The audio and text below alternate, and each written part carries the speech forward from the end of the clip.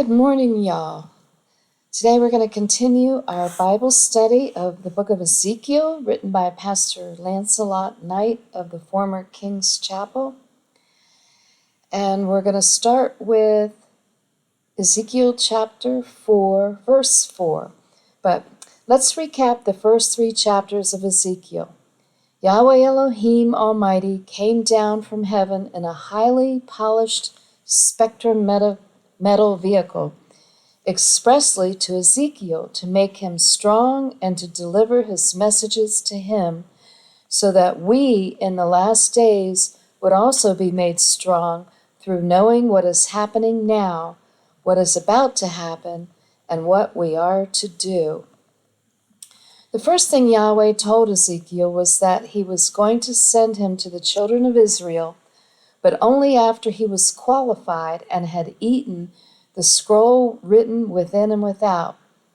This analogy is simply a picture to illustrate how we are to study and absorb into our very being the entire word of Yahweh and to prepare ourselves to be used by him.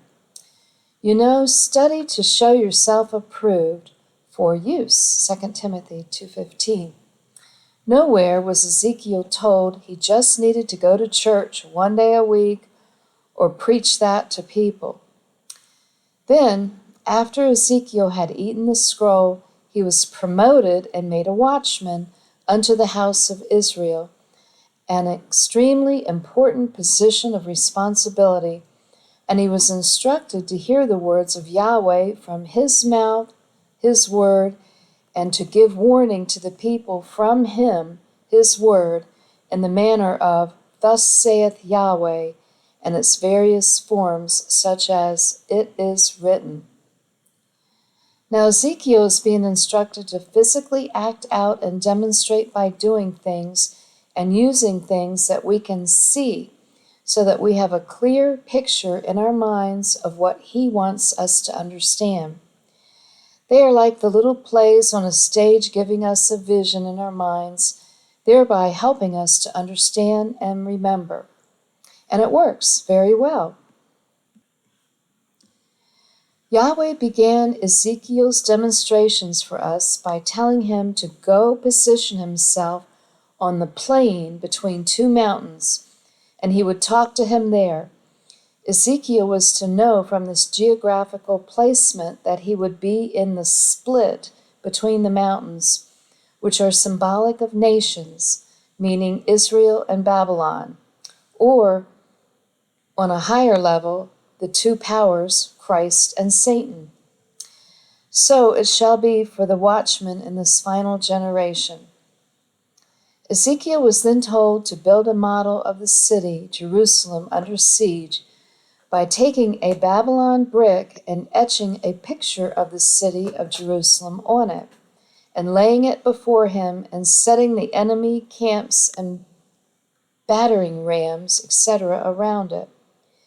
He was then to take an iron griddle used for baking bread and set it as a wall between him and the city.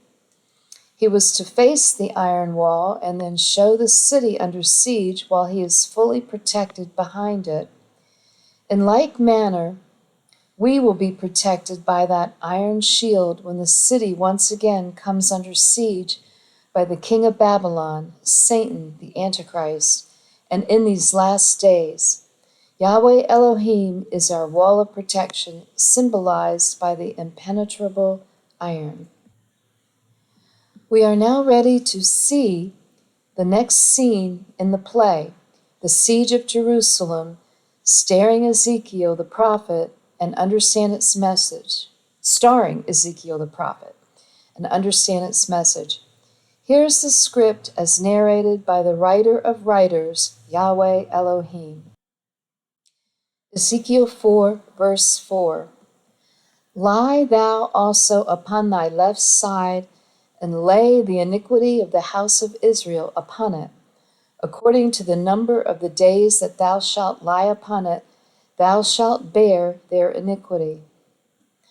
Okay, we can see him lying on his left side, bearing the sin of the house of Israel, not Judah, and with his right arm bare.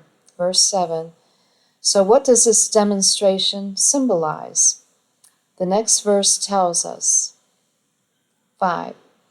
For I have laid upon thee the years of their iniquity according to the number of the days, 390 days, so shalt thou bear the iniquity of the house of Israel. By lying on his left side for 390 days, Ezekiel is demonstrating the time period of the iniquity of the house of Israel, the length of which we will understand when the key is given in the next verse. Verse 6. And when thou hast accomplished them, lie again on thy right side, and thou shalt bear the iniquity of the house of Judah 40 days. I have appointed thee each day for a year. After 390 days, Ezekiel switches to his right side, and this time bears the iniquity for the house of Judah for 40 days. We are then told that each day represents 1 year, so we have 390 years for the house of Israel, plus 40 years for the house of Judah. That's 430 years in all. Verse 7. Therefore thou shalt set thy face toward the siege of Jerusalem, and thine arm shall be uncovered, and thou shalt prophesy against it. What does the phrase, and your arm shall be uncovered, mean? It is a metaphor from warriors who bare their arm for battle. It is analogous to girding oneself. The type of long garments worn in those days covered the arms, and they would have to be uncovered to be ready for action. Isaiah 52:10. Yahweh hath made bare his holy arm in the eyes of all the nations, and all the ends of the earth shall see the salvation of our Yahweh. Next, Ezekiel's told by Yahweh that he will complete this demonstration as scripted without fail, without interruption. Ezekiel 4:8. And behold, I will lay bands upon thee, and thou shalt not turn thee from one side to another, till thou hast ended the days of thy siege. This shows that there is no possibility of the houses of Israel and Judah escaping their 430 years of punishment. Do you remember how long Israel sojourned in the land of Egypt? It was 430 years, wasn't it? At the end of those 430 years was the Passover. Exodus 12, verse 40. Now the sojourning of the children of Israel who dwelt in Egypt was 430 years. 41. And it came to pass at the end of the 430 years, even the selfsame day, it came to pass that all the hosts of Yahweh went out from the land of Egypt. 42. It is a night to be much observed unto Yahweh for bringing them out of the land of Egypt. This is that night of Yahweh to be observed of all the children of Israel in their generations. 43. And Yahweh said unto Moses and Aaron, This is the ordinance of the Passover. There shall no stranger eat thereof. I want to stop here for a minute and look at this word stranger, because it says, There shall no stranger eat thereof. The word is Hebrew 21:14, zur, Z-U-R, and means to be strange, become estranged, alienated, another, to be foreign, a harlot, profane, uncustomary. It can mean ungodly. And it's sometimes interpreted in Scripture as a non-kindred. So this possibly tells us that no one who is not of Ezekiel's kin may observe the Passover.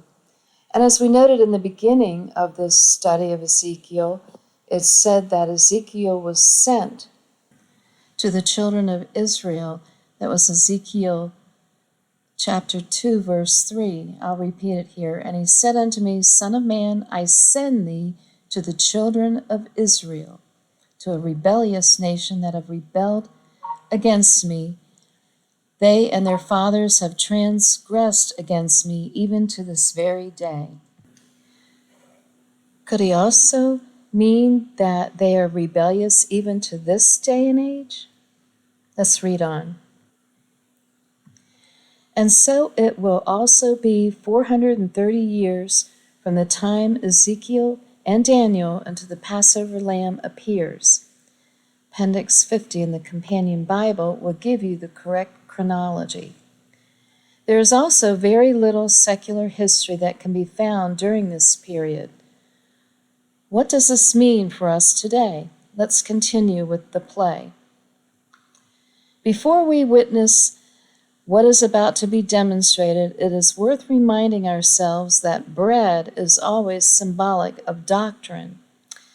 Yeshua Christ, the Word of Yahweh, is that true bread that came down from heaven, even born in the town called House of Bread, Bethlehem in Hebrew, and is the daily bread that we are to eat. But there are other breads, other than the word of Yahweh, that are made by man and fed to Yahweh's children. They are the traditions of man. Here are Christ's words to his disciples concerning bread. Matthew 16:11. How is it that you do not understand that I spake it not to you concerning bread, that you should beware of the leaven of the Pharisees and of the Sadducees? 12. Then understood they how that he bade them not beware of the leaven of bread, but the doctrine of Pharisees and of the Sadducees. We are now ready for the next scene. Ezekiel 4:9. Take thou also unto thee wheat, and barley, and beans, and lentils, and millet, and fitches, and put them in one vessel, and make thee bread thereof, according to the number of the days that thou shalt lie upon thy side, 390 days shalt thou eat thereof. I count 6 grains, a mixed bag of ingredients from which to make bread, like the fine meal used for delicate cakes. Genesis 18:6. The number 6 is the number of man. 666 is you know who. Ezekiel 4:10. And thy meat which thou shalt eat shall be by weight, 20 shekels a day. From time to time shalt thou eat it. 20 shekels of bread is about 10 ounces per day, and that is barely enough to sustain a person. Ezekiel 4:11. Thou shalt drink also water by measure, the 1/6 part of a hin. From time to time thou shalt drink. About 1.5 pints of water per day is all he gets to drink, too. Ezekiel 4:12. And thou shalt eat it as barley cakes, and thou shalt bake it with dung that cometh out of man in their sight. What? Mix in some humanus pupus and make sure everyone sees it? I was just getting over the flying saucer thing, and now this. And what is this play rated anyway? PG-13? Ezekiel 4:13. And Yahweh said, Even thus shall the children of Israel eat their defiled bread among the Gentiles, whither I will drive them. The children of Israel are going to eat these dung cakes. No? Yes, they are. Yahweh Elohim said so. They would be scattered among the Gentiles and eat their defiled bread, and they eat it to this very day. That is exactly the picture our Father wants us to see regarding man's religion. Pretty graphic, isn't it? Man's 6-grain bread, his mixed bag of doctrines, is baked with man's dung. The man whose dung it is mixed with is the Ish man of Isaiah 14:15. It is Satan's output, his crap, the bread of Antichrist, and it is an abomination. But I guess this nice little religious cake, like the rapture theory, Must taste pretty good after all, for it is a very popular menu item. Now you know why their seats upon which they sit in church are called pews. Have you noticed that up to this point, Ezekiel hasn't said much about the things he's had to do and the parts he's had to play? He went to the plain like a good watchman. He built the siege of Jerusalem model. He placed the iron bread griddle and is now willing to lay on his side for 390 days. But when asked to eat these dung cakes made with man's dung, nonetheless, he quickly objects. Ah, Yahweh Elohim, can I say something here? Ezekiel 4:14. Then said I, Ah, Yahweh Elohim, behold, my soul hath not been polluted, for from my youth up and even till now I have not eaten of that which dieth of itself, or is torn in pieces, neither came there abominable flesh into my mouth. He lets Yahweh know that he has always observed the health laws in Leviticus 11, which Yahweh himself gave. Yahweh has to be chuckling to himself as Ezekiel scrambles to get out of this one. And Ezekiel did good. He made his point, documenting his argument from the Word. Of course, Yahweh knew all along that he wasn't going to make Ezekiel actually eat man's dung anyway. Don't forget, Yahweh created the Irish too. Ezekiel 4:15. Then he said unto me, Lo, I have given thee cow's dung for man's dung, and thou shalt prepare thy bread therewith. Yahweh cuts him a real break here, huh? 4:16. Moreover, he said unto me, Son of man, behold, I will break the staff of bread in Jerusalem, and they shall eat bread by weight and with care, and they shall drink water by measure and with astonishment. Yeshua Christ is going to put an end to the pollution which stems from Jerusalem.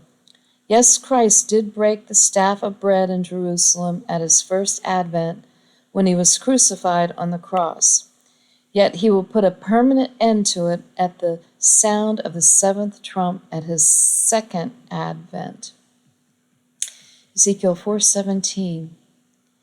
That they may want bread and water and be astonied one with another and consume away for their iniquity. You can read of their dismay and astonishment in Revelation chapter 18. Meanwhile, there are not many pure, undefiled bread cakes to be found in the world. We are in the famine of the end times, and it will get a whole lot worse when the dung flinger himself arrives. Amos 8, verse 11. Behold, the days cometh, saith Yahweh Elohim, that I will send a famine in the land, not a famine of bread, nor a thirst for water, but of hearing the words of Yahweh. Not many of Yahweh's children eat the scroll within and without that is laid before them, yet most people have it available in their very homes. You now know what they eat: dung crisp, dung toasties, and sugar dum pops. Yummy. Okay, that ends this study for the day. We'll pick it up tomorrow or the next day with verse 18. And in the meanwhile, you all have a blessed day, and Yahweh bless you always.